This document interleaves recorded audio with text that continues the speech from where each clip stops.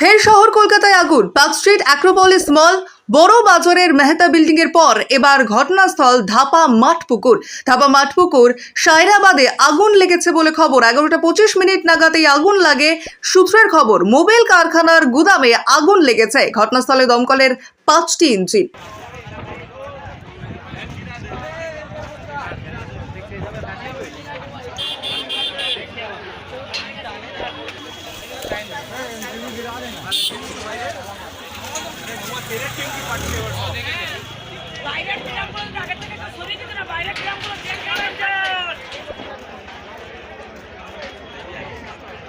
ফাটছে দেখ আগুনের এটা।